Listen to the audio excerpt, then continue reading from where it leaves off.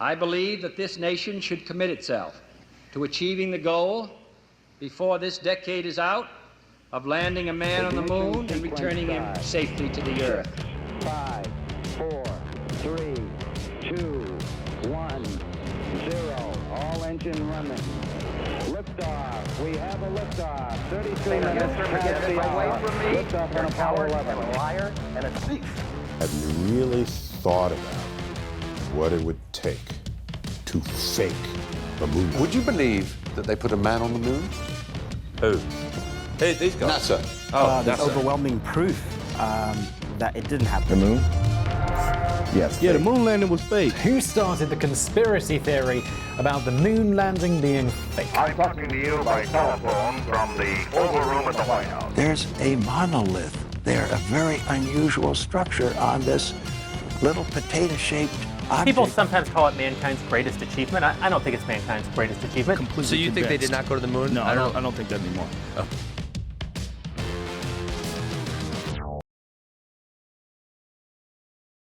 Hey guys, down for old Mr. Grey, Dandalf, the bloody well grey. And welcome back to another series in the moon landing hoax theories, which I have been going down some rabbit holes the last couple of days, so I really want to share them with you. This is going to be a series of videos in between the other usual stuff I do over the next few weeks, because it's bloody fascinating if you ask me. Mainly around the moon landing hoax. Now, firm disclosure, I am in the camp that we went to the moon. To me, it's no question, but there's a lot of misunderstandings, misinformations out there, and to be honest with you, there's also a lot of stuff out there which you look at it on face value and think, oh yeah, that's weird. Why is it like that when it comes to the moon landings? I can totally understand if people think we haven't been to the moon. I can definitely understand that when you look at some of the stuff, the evidence over the years and the people who have come out on interviews and various other factors. I can understand why people think we haven't gone to the moon. But I am in the camp that we have, right? I'll just get that out of the way. Whatever you want to think about it, it's up to you. But the other day, I made a video about the Stanley Kubrick admitting to filming the moon landings. Now, in that video, I showed that it wasn't Stanley Kubrick. He was an actor. It's a video that constantly gets referenced by people who want to show proof that the moon landings didn't happen. But that is conclusive with the Stanley Kubrick video, at least. But after that, Ben from Casper Sites put a list of stuff he wants answers to, and to be honest with you, I know most of them. Some of them I can't quite remember, but I thought I would choose a few per video and try and get to the bottom of this ridiculousness when it comes to the moon landings. So this is going to be a set of videos over the next few weeks, and just see if we can find something, because I think it's interesting. Not regarding the paranormal, this kind of stuff I have been into since I was a kid. I am a ridiculous space nut. I'm what they call a globe-tard. But when it comes to like the moon landing stuff, I'm all over that.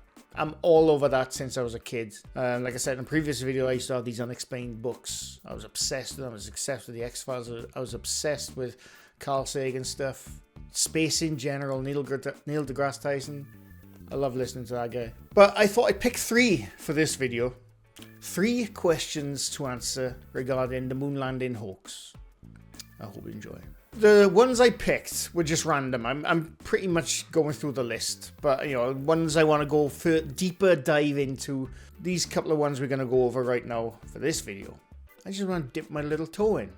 Or my big toe, it depends. But I think it's interesting, because there are definitely some in that list. I'm going to read out the list. I forgot. I haven't read out the list yet. So this was the list given to me. All the questions surrounding the moon landing, or the moon landing hoax. Whatever you want to call it. Whatever. Crosshairs on photos. No stars in the photos. The flag appears to wave. Shadows and lighting. Identical backgrounds. No impact crater. Radiation in the Van Allen belts. I briefly covered that in the Kubrick video, but I am going to go deeper into that in a future video. The sea on the rock in the photo. Slow motion walking and hidden wires. Lack of technology. The stage lighting argument. It's not right. There's a lot there. I'm not going to list off right now. Like I said, we're going to go over them in future videos. 3 I want to discuss right now today. The flag waving on the moon. Identical backgrounds. The mountains, basically. and the sea rock. Now, I think the sea rock is the most mysterious. When you see it on face value, you think, what's that? But we'll get to it. Now, the following footage is what we're going to see of the flag waving on the moon. And basically, the theory around this, obviously, it's a really thin atmosphere. There is an atmosphere on the moon, by the way, but it's extremely thin. It's very thin. So there's no wind.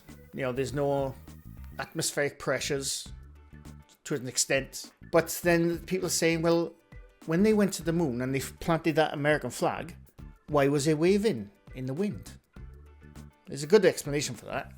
But we're going to have a look at the footage first. Now, this video has been upscaled, but, to give it a clearer picture. But that's the Apollo 11 crew members planting the American flag on the moon. Now, it is waving. It is absolutely waving. And I think it's a bit sped up as well, obviously. But if you look at it, it's not waving. It's being handled.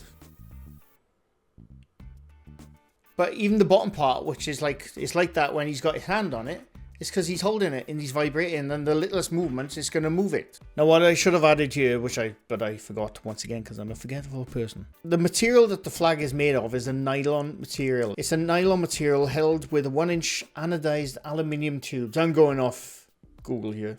And the hem was sewed along its top edge to allow a metal rod to slide through, giving it rigidity in the windless environment. It's not a cloth flag, it's a flag. Obviously there's cloth in it, but it's a flag with metal filaments in it to keep it stiff, sort of stiff. Obviously they want something in it, some movement, but the only time you've ever seen that flag move is when they're handling it.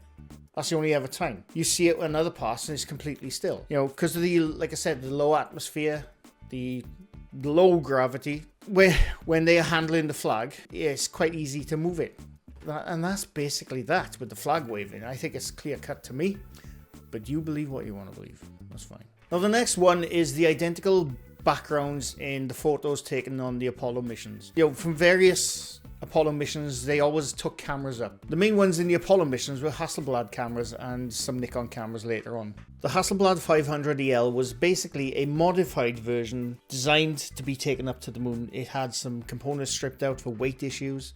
It had the viewfinder removed, and it had a metal surface for durability in order to compete with the harsh environment of the moon surface. Now, they had a number of lenses, but the main one they used was the Zeiss 60mm lens because it was a wide-angle lens. Obviously, they wanted to capture as much as they could on the moon landings, because they had no viewfinder, by the way, so they had chests. They basically took it from their chests, and they had to get the best they could, but obviously, because they couldn't see what they were looking at, they had to use a wide-angle lens to capture as much as they could. And in the context of the moon landing conspiracy, in a lot of those photos, there's separate photos in different parts of the area they landed where the mountains look exactly the same. And some of the other backgrounds look exactly the same, or some backgrounds even look different, even though the photo is the same photo, technically.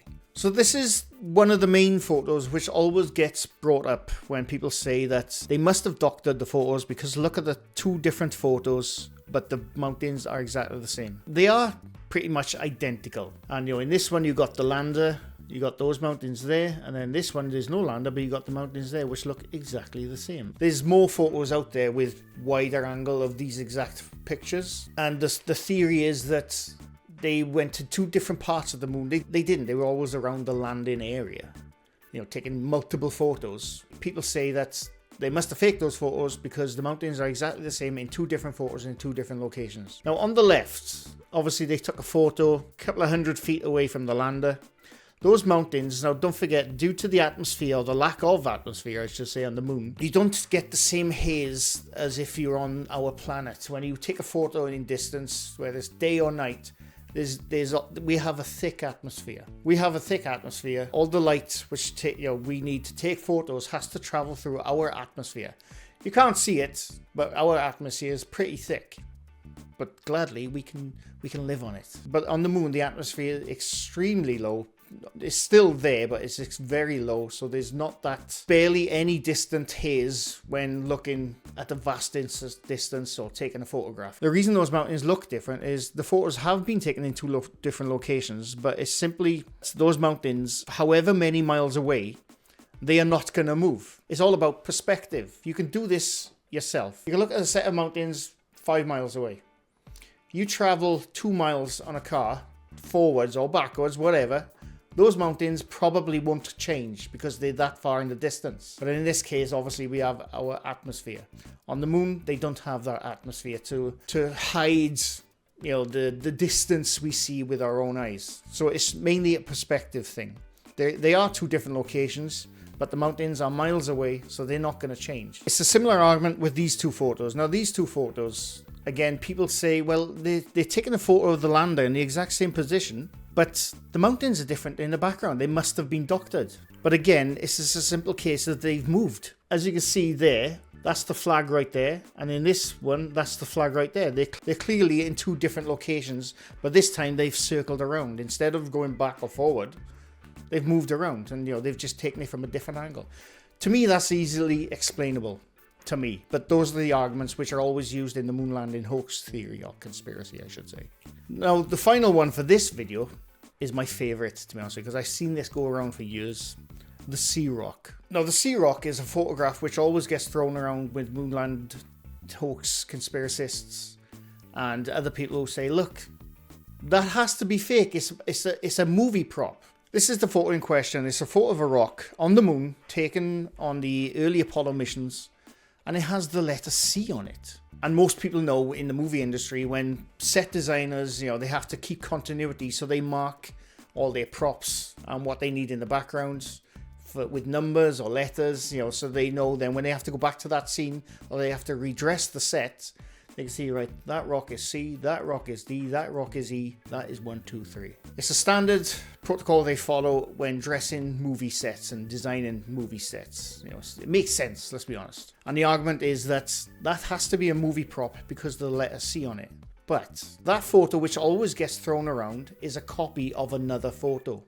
Yes, that's not the original photo. So that right there is the original high-resolution photograph taken on the moon with the sea rock on the left-hand side right there. Now, as you can see, the sea rock, which always gets thrown around, is a blown-up, copied photograph of a larger photo. There's the original high-resolution again, zoomed in onto that original large photo. Once again, there is no C there. That photo right there with the C is a copied version. Now, nobody knows how that C got there on the copy version. It could have, you know, this was copied back in the 70s or the 80s. People make copies, obviously, they want to keep the original pristine, you know, back in the film negative back then, obviously. It wasn't digital back then, it was film negative. But in copying the film negative, thinking of the C being on that rock in the copied version, it could be a hair on the negative when they were copying it, it could be a dust mark, it could be anything when they copied that original. But as you can see on the original, there is no C. Now, those originals are the original high-resolution photos. Most of the photos taken on the moon were very high resolutions. The photos you always see, mainly on moon landing hoax sites, are always the copied photos and cherry-picked photos to say, look at that C. It has to be fake. But as you can tell, the original photos don't have that C.